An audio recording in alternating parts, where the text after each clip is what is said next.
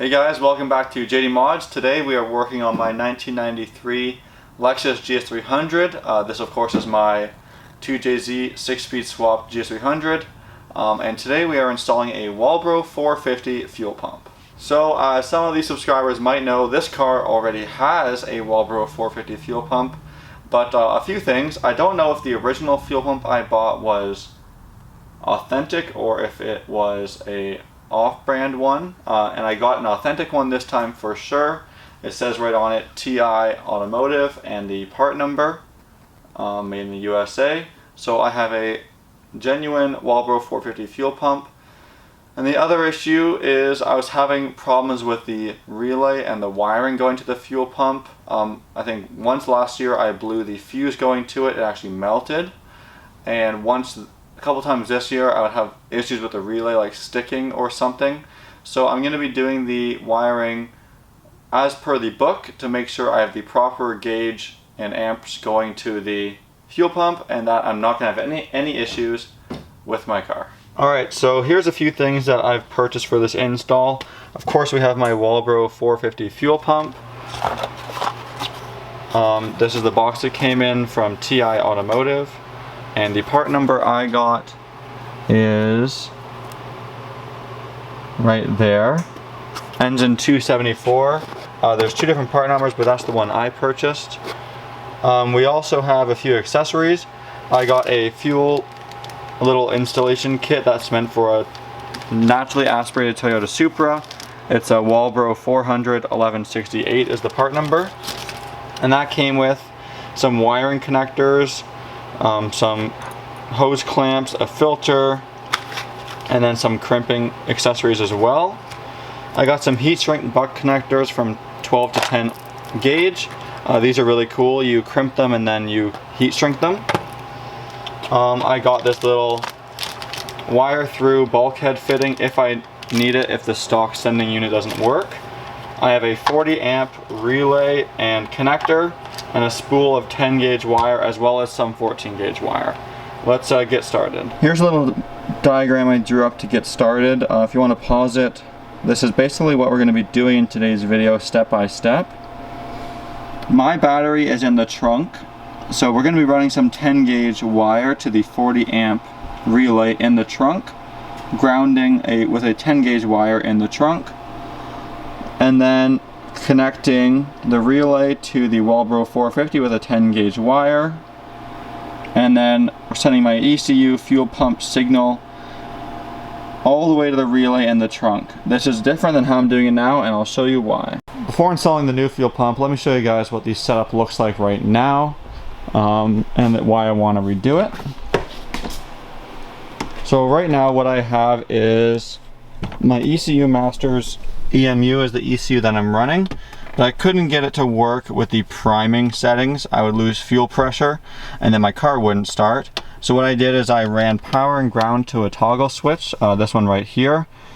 So when I hit this toggle switch, it would provide power through a fuse, little fuse there, to a relay that I just tucked under my dash.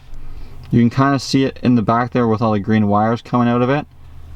And then I ran a 14 gauge wire all the way from that relay along the kick panel all the way back to my fuel pump. And the problem with this is that I'm only using a 14 gauge wire to provide power to a 30 amp potential fuel pump, which needs 10 gauge wire. Starting with the actual fuel pump itself, you can see I've removed my back seats in a GS300 and probably lots of rear wheel drive Lexuses from this time. The gas tank is actually behind the rear seat. So as you can see, I have got to the gas tank access port, and you can see the little cover there. I'm going to go ahead and remove those Phillips screws, put that in a fuel safe bucket, and put it on the workbench.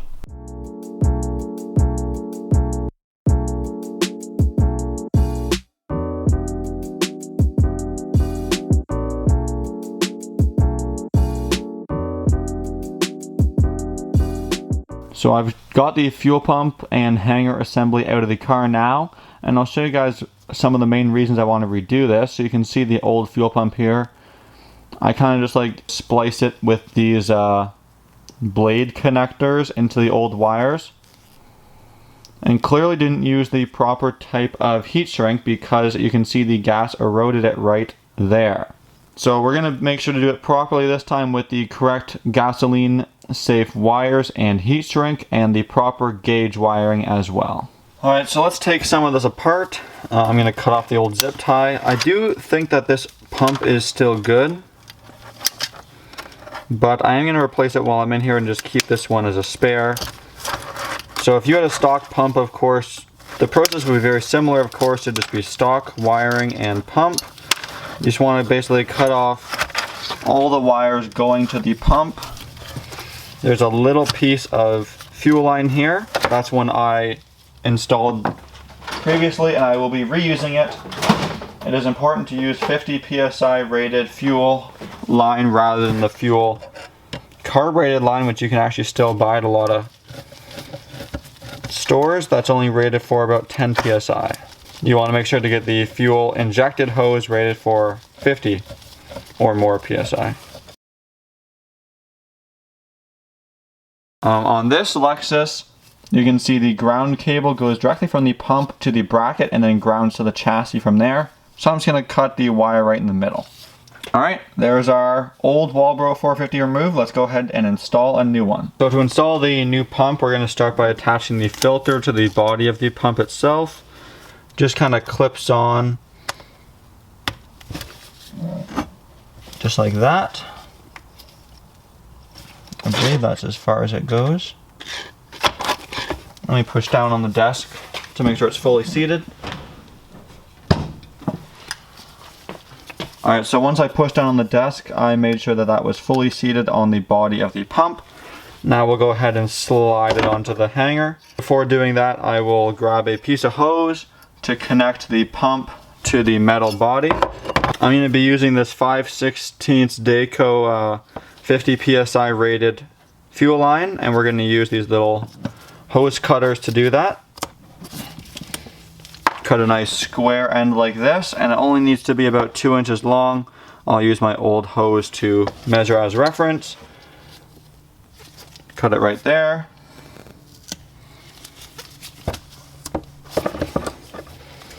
There's the little piece of hose I'm going to be using. Let's go ahead and slip that on to the body of the pump. It has some ribs on the body here. We're also going to be using a worm gear clamp to be extra secure. Let's just go ahead and force that on. Alright, that's plenty. Go ahead and slide on 2 worm gear clamps. One there. And another one. Then let's put it back on the hanger. I'm going to do the hose portion first. Easy. And then attach at the bottom. A little bit of force required, but there she is on the hanger. You can see it kind of stays by itself, but I'm going to just use a couple zip ties to hold it on. I think you can also use like a larger worm gear clamp.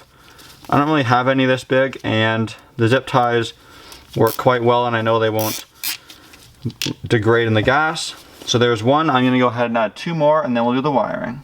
Last step before we throw the fuel pump assembly back in the car is to do the wiring. So as you can see, I've left the quick connector on the fuel pump, and this is the one that we got with that kit I showed earlier. As you can see, it connects right in. So I'm going to go ahead and connect that up. It has a rubber connector as it's submerged in the gas tank, so it's a little hard to click in. There it goes. So that was quite a hard push, but why don't we start with the ground. What I've done is I've trimmed back the wire on the stock ground point and put one of those 14 to 16 gauge connectors that came in the Walbro kit.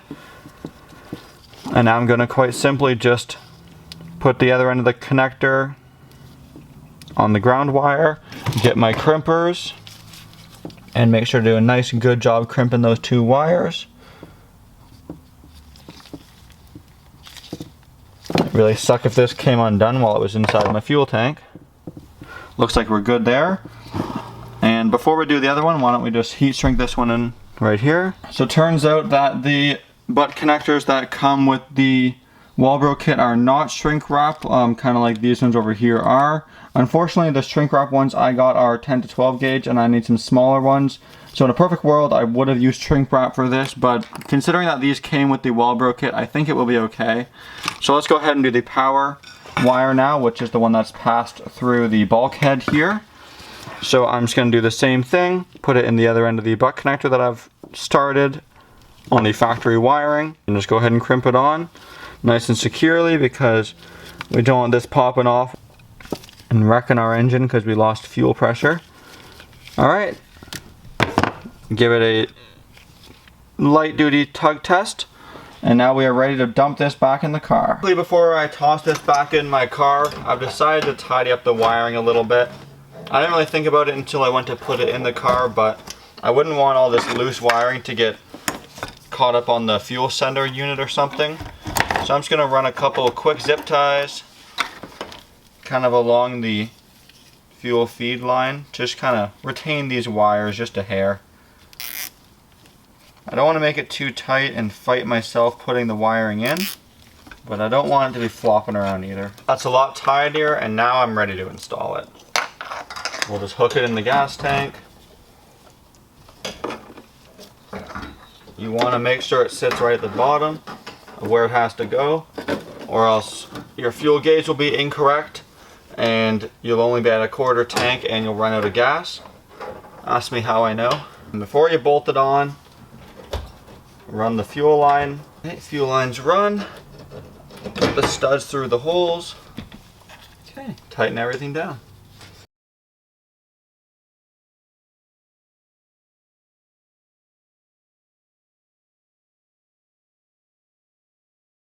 Now that we got the fuel pump and the fuel tank, it is time to do the wiring. So here we are in my trunk, and I showed you guys this wiring diagram earlier that we're going to be following. I made one edit to it. Basically, I found out that the ECU actually grounds the fuel pump signal rather than provides power. So the signal coming from the ECU into the trunk is actually a ground, which means on the other side of the relay, pin 85 in my case, we actually have to provide 12 volts power. And then the rest is the same as before. So this is the wiring diagram I'm going to be following. This wire here is the fuel pump signal from my ECU. I have the fuel pump wires coming from the tank up top. They just have to be extended. And then of course we have a good 12 volt source here. We have tons of grounds, either on the chassis or the negative battery terminal. And then right here I have my relay, the 40 amp relay with the wiring connectors that I've labeled on my diagram. I think I might just mount my relay just below the box here, so it's a nice quick loop for the power and for the ground. So I'm just going to probably do the wiring kind of in sped up mode, and then we'll go run over everything together.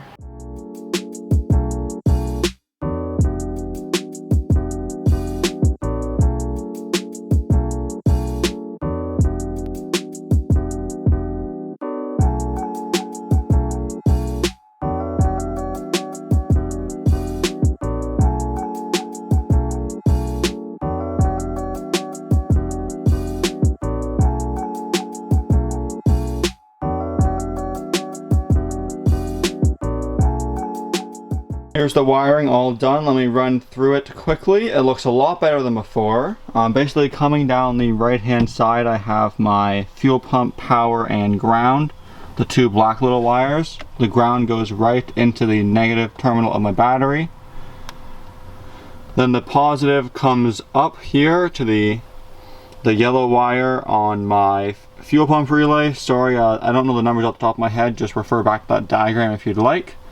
And then the other end of the yellow is the switch, which is blue, which goes up to my positive, and that has a inline fuse. And then of course to power the coil, I have the positive going into the black wire on the relay, then the white wire goes to the ECU, which grounds it out. And there it is, all nice and tidy, super easily accessible relay. And then of course I can just put my lid back on my battery to make it look all nice and tidy. It kind of fits on there. Let's go ahead and fire up the car and see if it works. Alright, so now that I'm done installing the fuel pump, I'm going to go fire up the car. And one thing I want to say is that I had to wire to a switch initially because I don't have a check valve in my fuel line, so my fuel pressure drops pretty much once the fuel pump turns off. So what I did is in the ECU Masters program, I timed it to run for 10 seconds, which is a really long priming time. So I'm gonna try and start it pretty much instantly rather than like let it prime and wait. So let's see if it starts up and then stays running for after 10 seconds.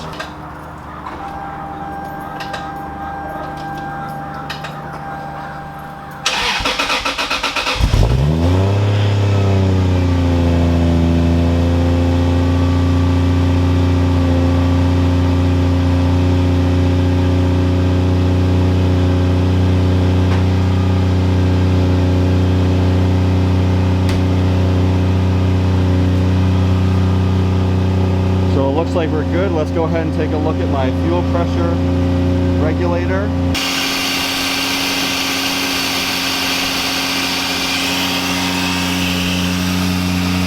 So it looks like we're holding a really good 50 psi of fuel pressure with the new fuel pump.